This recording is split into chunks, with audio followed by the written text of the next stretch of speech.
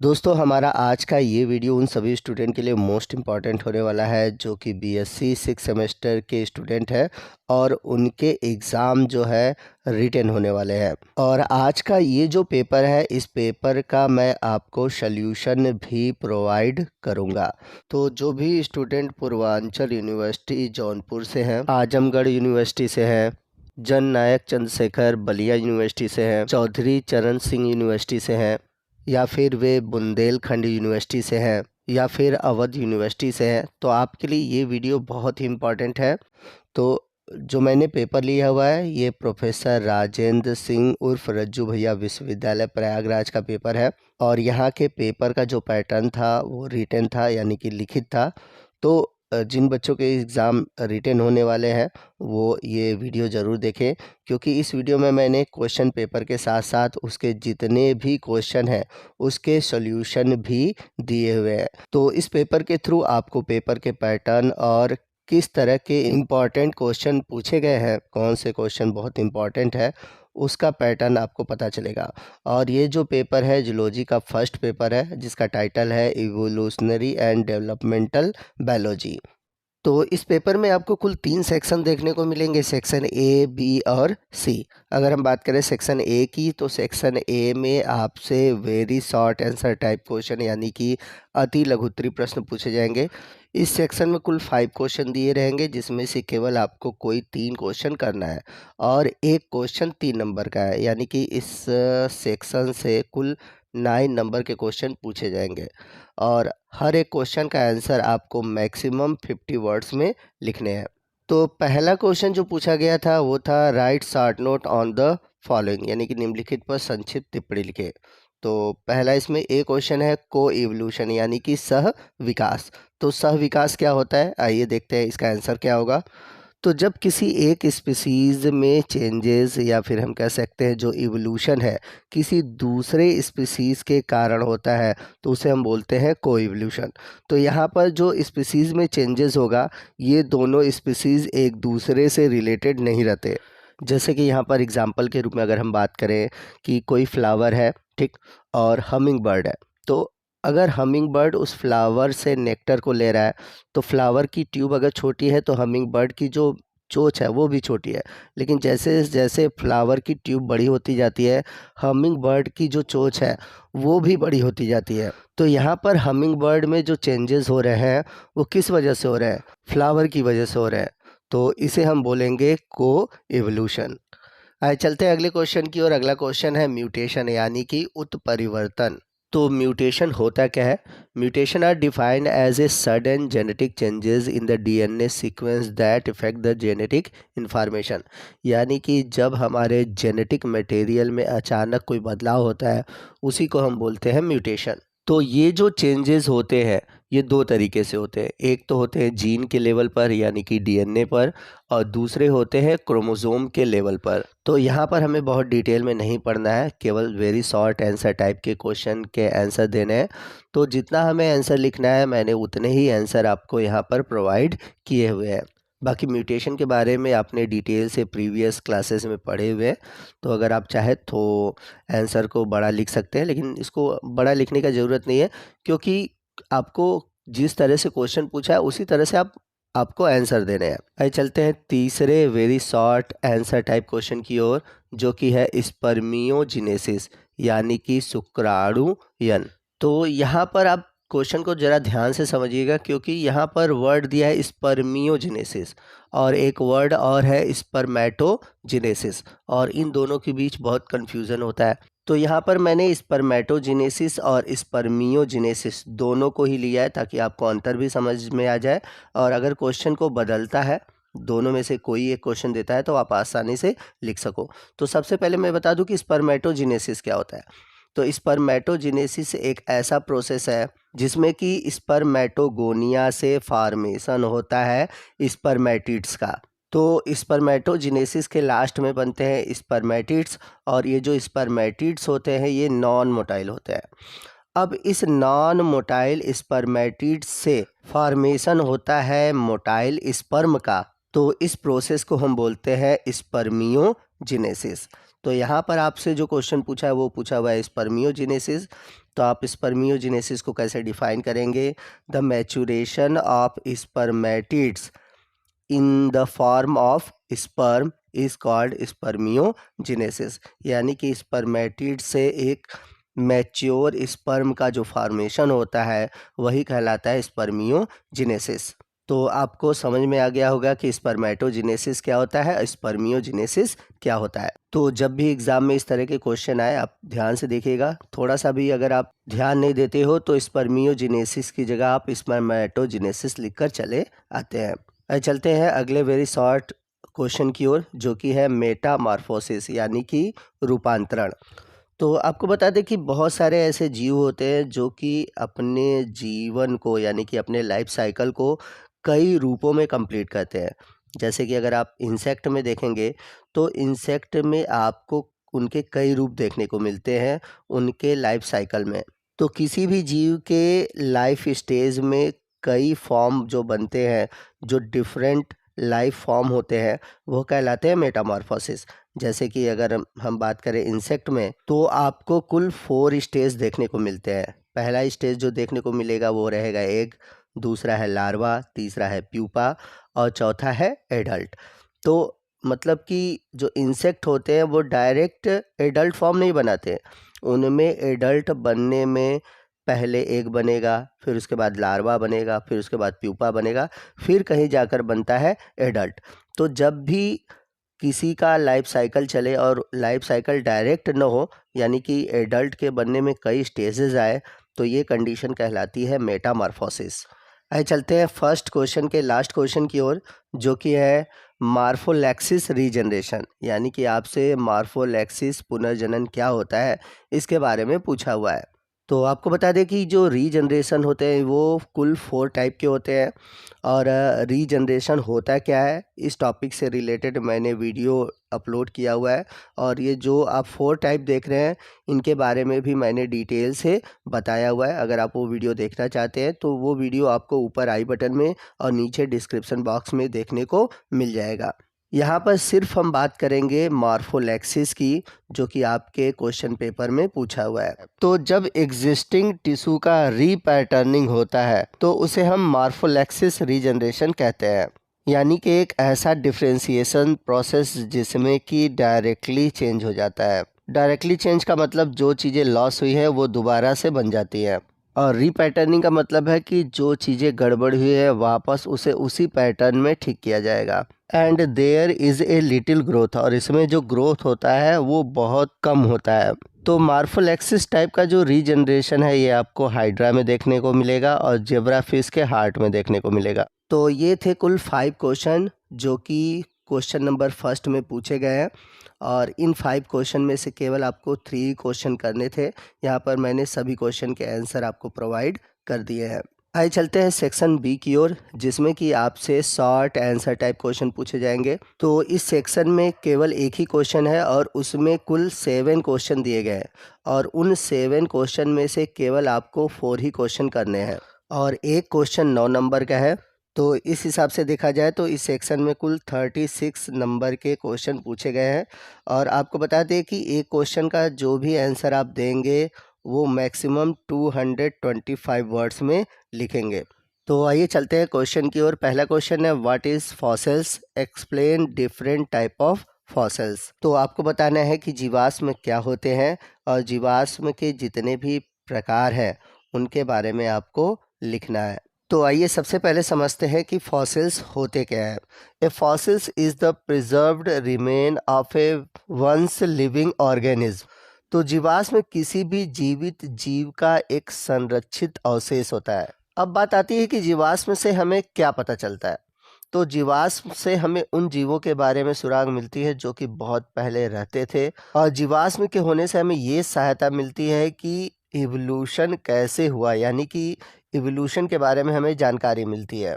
Next हम बात करते हैं कि फॉसिल्स कितने टाइप के होते हैं। सबसे पहला है बॉडी फॉसिल्स। तो बॉडी फॉसिल्स होता क्या है? तो जैसा कि हम सभी जानते हैं कि जब भी कोई डेड एनिमल या फिर प्लांट अगर मरता है, ठीक, तो सबसे पहले उसके शरीर का क्या होता है, जो सॉफ्ट पार्ट है वो डीके हो जाते हैं, ठीक है। और लास्ट में बचता क्या है, उसका हार्ड पार्ट, जैसे कि टीथ है, बोन है, सेल है, या वुडी ट्रंक है, या फिर कुछ ब्रांचेस है, या फिर स्टेम है। अब ये जो बॉडी का हार्ड पार्ट है, अगर इसे फॉसिल्स वाले जो कंडीशन है वो मिल जाते हैं, यानी कि ये प्रिजर्व फॉर्म में चला जाता है और सेडिमेंट्री रॉक के अंदर दब जाता है, तो उस कंडीशन में होता क्या है कि इसके बॉडी पार्ट के जो हार्ड पार्ट है वो बचे रह जाते हैं, ठीक है। तो जब किसी एनिमल के या प्लांट के बॉडी पार्ट का जो हार्ड वाला रीजन है वो मिलता है फॉसिल्स के रूप में, तो उसे हम बोलते हैं बॉडी फॉसिल्स। नेक्स्ट है मोल्ड फॉसिल। अब मोल्ड फॉसिल्स होता क्या है, तो जब कोई एनिमल या प्लांट, ठीक है, या फिर कोई जो अदर ऑर्गेनिज्म है, और वो मर जाते हैं, उनका जो हार्ड पार्ट होता है, ठीक है। अब उस हार्ड पार्ट के अंदर क्या होते हैं कि केमिकल सेडिमेंट क्या हो जाते हैं, घुस जाते हैं, ठीक। अब धीरे धीरे जैसे केमिकल सेडिमेंट अंदर की ओर घुस जाता है, जैसे यहाँ पर आप देख सकते हैं ये सेल है, ठीक है। अब इसके अंदर केमिकल घुस गया, अब धीरे धीरे क्या होगा कि ये जो हार्ड पार्ट है ये भी समय के साथ क्या हो जाएगा, डिस्ट्रॉय हो जाएगा, डीके हो जाएगा, ठीक है। लेकिन इसके अंदर जो कैविटी थी जिसमें कि केमिकल भरे हुए थे, जिसके कारण चट्टान के सरफेस पे इम्प्रिंट पड़ जाते हैं, यानी कि एक छाप सी पड़ जाती है, तो इस तरह के जो फॉसिल्स है उसे हम बोलते हैं मोल्ड फॉसिल्स। अब ये जो मोल्ड फॉसिल्स है ये भी टू टाइप के होते हैं, इंटरनल मोल्ड और एक्सटर्नल मोल्ड। तो आइए सबसे पहले हम बात करते हैं इंटरनल मोल्ड की। तो जैसे कोई सेल है, अब उस सेल के अंदर कोई सेडिमेंट घुस जाता है, ठीक है, और जो ये सेडिमेंट है वो धीरे धीरे सीमेंटेड हो जाता है, यानी कि उसमें अंदर की ओर बैठ जाता है। तो इस तरह से होता क्या है कि सेल के अंदर का जो इम्प्रिंट है वो मिलता है, तो इस तरह का जो फॉसिल्स है वो कहलाता है इंटरनल मोल्ड। वहीं बात करें हम एक्सटर्नल मोल्ड की, तो जैसे इंटरनल मोल्ड में क्या था कि अंदर की ओर जो केमिकल होते हैं, यानी कि जो सेडिमेंट है वो घुस जाते हैं, तो इसमें क्या होगा कि बाहर की ओर जो सेडिमेंट है वो ऊपर की ओर रहते हैं, ठीक है। जिससे कि क्या होता है कि जो सेल है उसकी जो इम्प्रिंट है वो बाहर की ओर अच्छे से मिल जाती है। तो इस तरह का जो मोल्ड होता है उसको हम बोलते हैं एक्सटर्नल मोल्ड। तो इस तरह से जो ओरिजिनल फॉसिल सेल होता है वो कन्वेक्स होता है, और जो एक्सटर्नल मोल्ड होता है वो कनकेव होता है। मोल्ड फॉसिल्स के बाद अगला जो फॉसिल है वो है कास्ट फॉसिल। तो कास्ट फॉसिल्स में होता क्या है कि जो ऑर्गेनिज्म है उसकी जो एग्जैक्ट कॉपी है या एग्जैक्ट जो इम्प्रिंट है वो हमें मिलती है। तो इसमें क्या होता है कि जो सेडिमेंट है वो उसके अंदर घुस जाते हैं और पूरी तरह से उस फॉसिल्स का एक तरह से शेप ले लेते हैं। तो ये जो फॉसिल्स होता है ये आपको ओरिजिनल जो ऑर्गेनिज्म है उसकी पूरी तरह से आपको कॉपी दिखाई देता है। तो आपको बता दें कि जो कॉस्ट फॉसिल्स होते हैं वो बहुत रेयर होते हैं, ये बहुत रेयरली देखने को मिलते हैं। अगला है ट्रेस फॉसिल्स। ट्रेस फॉसिल्स क्या होते हैं, इसमें क्या होता है कि हमें किसी एनिमल या प्लांट का इम्प्रेशन मिलता है, यानी कि एक छाप मिलता है। जैसे कि कोई फॉसिल्स है, उसके घोंसले रहे हों, या फिर उसका जो होल हो या गुफा हो वो मिलता हो, या फिर उसके पैरों के निशान हो, फुटप्रिंट हो। तो जब छाप के रूप में हमें कोई फॉसिल्स मिलता है तो उस तरह को हम बोलते हैं ट्रेस फॉसिल्स। अगला फॉसिल्स है कार्बन फॉसिल्स। तो जैसा कि हम सभी जानते हैं जितने भी ऑर्गेनिज्म है, चाहे वो प्लांट हो चाहे एनिमल हो, उनमें कार्बन एलिमेंट्स के रूप में होता है। तो एलिमेंट्स तो बहुत सारे होते हैं लेकिन कार्बन भी होता है, ये बात तो हम सभी जानते हैं। तो होता क्या है कि जब कोई ऑर्गेनिज्म मरता है और उसका जो बॉडी पार्ट है वो एक तरह से धंस जाता है, ठीक। तो होता क्या है कि जो धीरे धीरे डीके होता है और डीके के थ्रू केवल कार्बन जो होता है इवेंचुअली बच जाता है। और ये कार्बन क्या कहते हैं कि एक तरह से लेयर बना लेती है जो कि समय के साथ बची रहती है और फॉसल्स के फॉर्म में मिलती है। जैसे अगर कोई प्लांट है और उसकी जो पत्ती है, ठीक है, तो उसमें जो कंटेंट कार्बन होते हैं वो प्रिजर्व रहते हैं।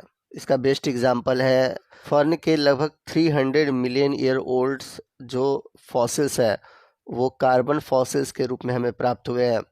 तो आइए चलते हैं फिफ्थ फॉसिल्स की ओर जो कि है सब fossils. A certain time period is required for the formation of fossils if the plant और animal parts are excavated before the complete their fossilization process, they are called subfossils. Coal is a compressed fossil, while peat, an early stage of coalification, is the refers to a subfossils. तो किसी भी जीवाश्म के निर्माण के लिए एक निश्चित समय अवधि होती है। यदि पौधे या जानवरों के अंगों की खुदाई करने से पहले ही उनकी जीवाश्म प्रक्रिया पूरी कर ली जाती है तो उन्हें सब फॉसिल्स कहा जाता है।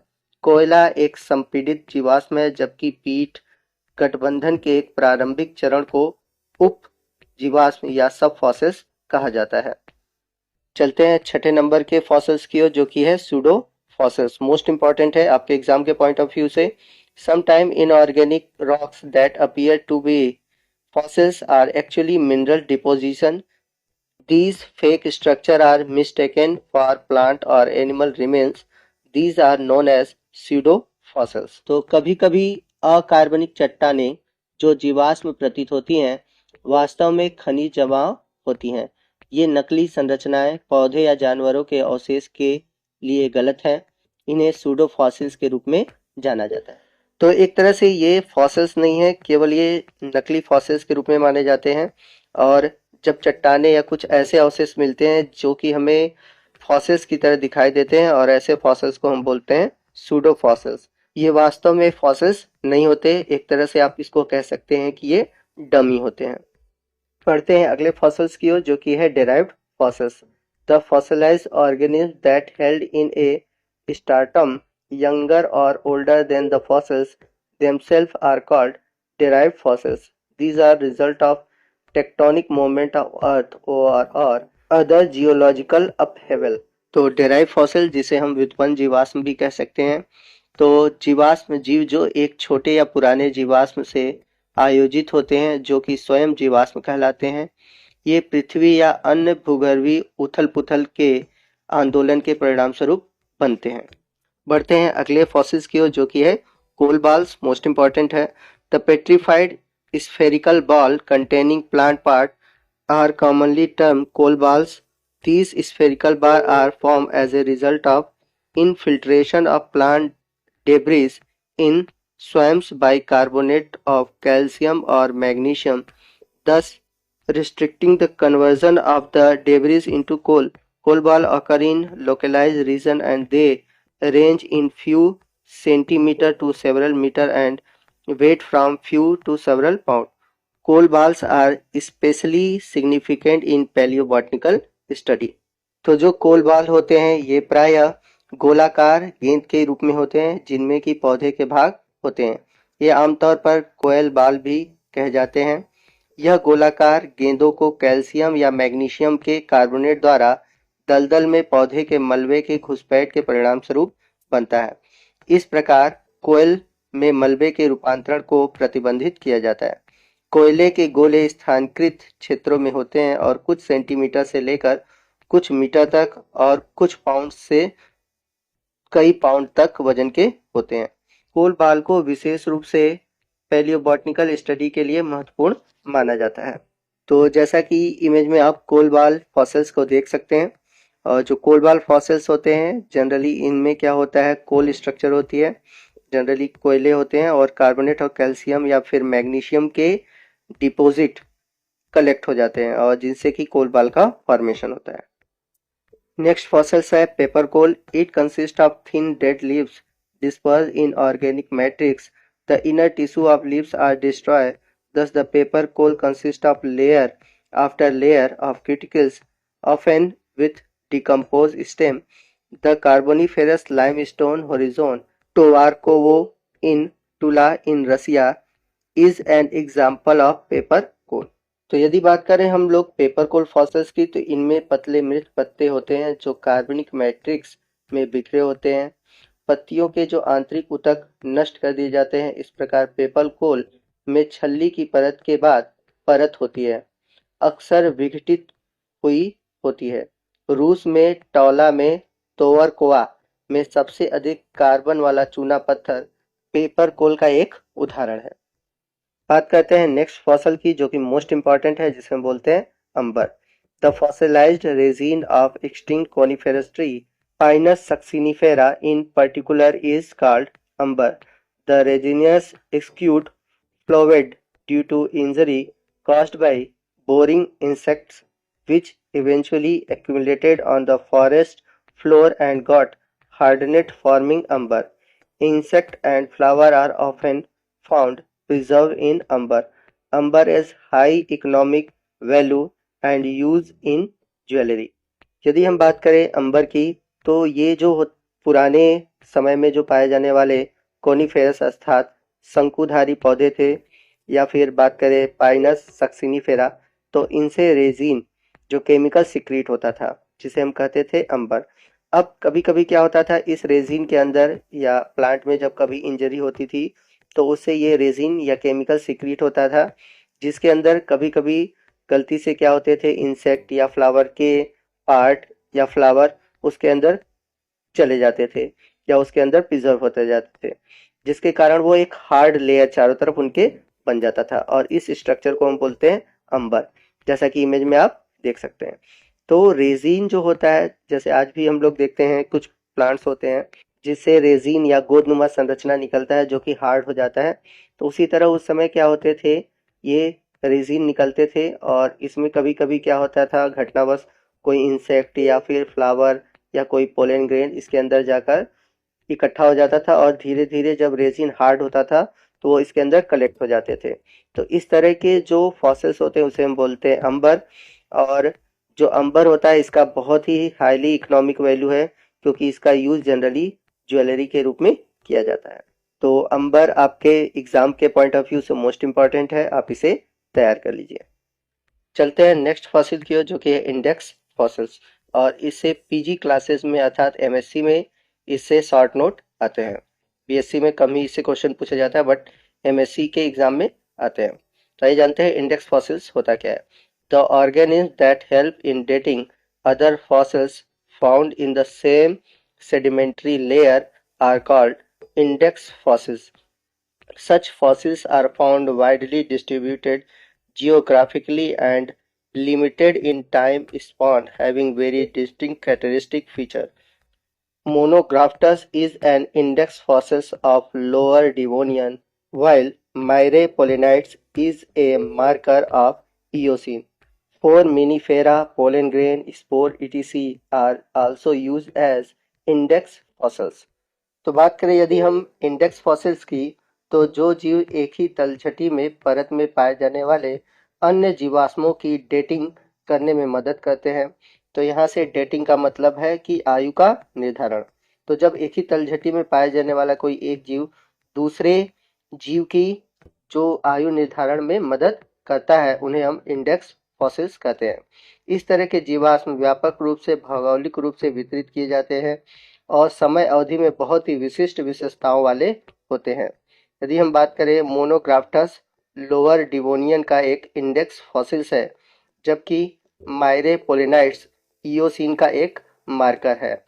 मायरेमिनाफेरा परागकण, बीजाणु आदि को भी इंडेक्स फॉसिल्स के रूप में उपयोग किया जाता है। अब इसके बाद अगला क्वेश्चन है, right short note on gap gene and pair rule gene. तो दोस्तों, आप चाहते हैं कि इस क्वेश्चन का आंसर और इसके अलावा बाकी जो बचे हुए पेपर में क्वेश्चन है उन सभी क्वेश्चन के आंसर मैं आपको प्रोवाइड कराऊं, तो मैं इसको अगले पार्ट में प्रोवाइड कराऊंगा। लेकिन आपको अगर इनके आंसर चाहिए तो आप ज़रूर कमेंट करिएगा, क्योंकि आपके जितने ज़्यादा से ज़्यादा कमेंट होंगे हमें मोटिवेशन मिलती है कि उससे रिलेटेड मैं वीडियो अपलोड करूं। तो आपके जितने ज़्यादा कमेंट्स होंगे मैं पूरी कोशिश करूंगा कि इसका सेकंड पार्ट जल्द से जल्द अपलोड करूं। तो आपको आज का ये वीडियो कैसा लगा कमेंट करके ज़रूर बताइएगा। वीडियो अच्छा लगा हो तो वीडियो को प्लीज़ लाइक करिएगा, अपने दोस्तों में शेयर कीजिएगा ताकि वो भी इसका बेनिफिट पा सके। तो मिलते हैं अगले वीडियो में अगले टॉपिक के साथ, तब तक के लिए जय हिंद, जय भारत।